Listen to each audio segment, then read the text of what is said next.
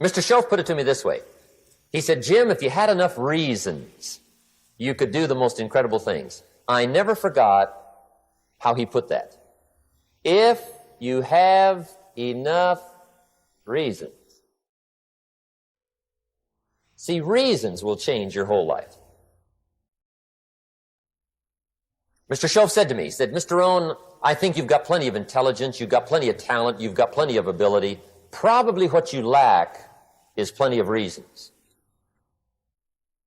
He said, I don't think your current bank balance is a true indication of your level of intelligence. I was happy to hear that. He said, I think you're much smarter than your present bank balance indicates. And that turned out to be true. I was much smarter. But of course my first question was, well then why isn't it bigger? And he said, you don't have enough reasons. You've got enough intelligence, but not enough reasons. So see, reasons can change your life. Here's what else I found out. Reasons come first, answers come second. You don't get the answers to do well till you get the reasons. Life has a mysterious way of hanging on to all the answers and only gives them up to the people that are inspired by reasons. So reasons make the difference in how your life works out. Now, what are some of the reasons for doing well? Let's go through a quick list called Reasons for Doing Well. First is personal reasons. Some people do well for recognition. Some people do well for respect. Some people do well for the way it makes them feel. They love the feeling of being a winner. Those are good reasons. I have some millionaire friends that keep working 10, 12 hours a day, making more millions. And it's not because they need the money. It's because they need the joy and the satisfaction and the pleasure that comes from being a constant winner. And see, it's not just the money anyway. It's the journey, not the money. Once in a while somebody says to me, boy, if I had $1 million, I'd never work another day in my life. That's probably why the good Lord sees to it they don't get their million, right? They'd quit. They'd quit. Okay. Next is family reasons. Some people do extremely well for other people, and that's powerful. Human beings can greatly affect each other. Sometimes we will do things for somebody else we will not do for ourselves. We're made that way. I met a man one time who said, Mr. Rohn, to do all the things I want to do with my family around the world, he said, I got to have at least $250,000 a year. I thought, incredible. Could a guy's family affect him that much? And the answer is, of course. How fortunate are the people that find themselves greatly affected by somebody for personal achievement. And we are affected. The writer of a recent song said, if not for you, the winter would hold no spring, couldn't hear a robin sing. I just wouldn't have a clue if not for you.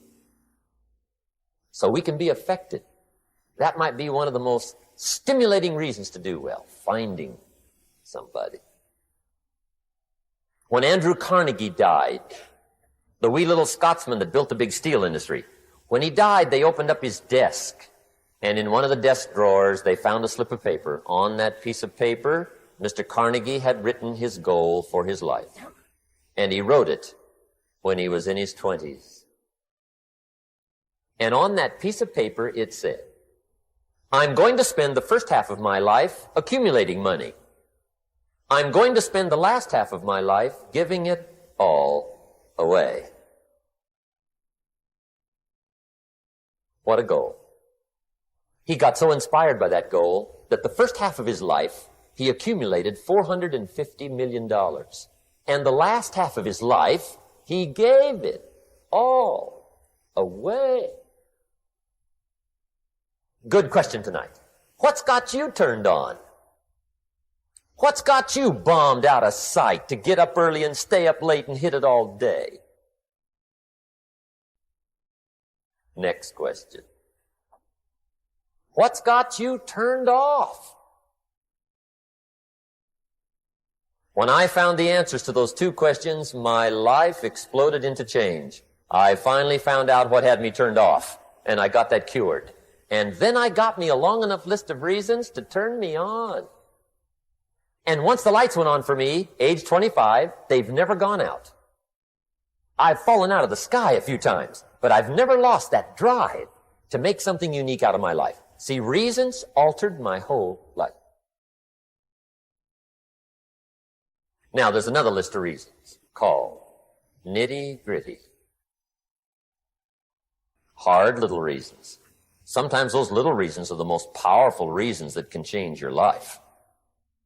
Sometimes it doesn't take much. I now carry several $100s in my money clip. It's only a few $100s, but it was one of those reasons turned my life around. Just before I met Mr. Show, I heard a knock at the door. I go to the door, and there's a little girl standing there about this tall selling Girl Scout cookies. And she gave me one of the finest sales presentations I've ever heard. Special deal, several flavors, this whole package of stuff. $2. And with a big smile, she very politely asked me to buy. And I wanted to. Big problem. I'm broke. I don't have $2.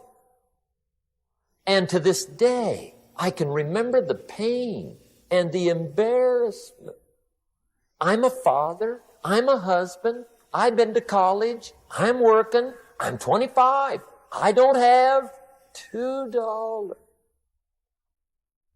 And I didn't want to tell her that for some reason. So I did what I thought was next best. I lied to her.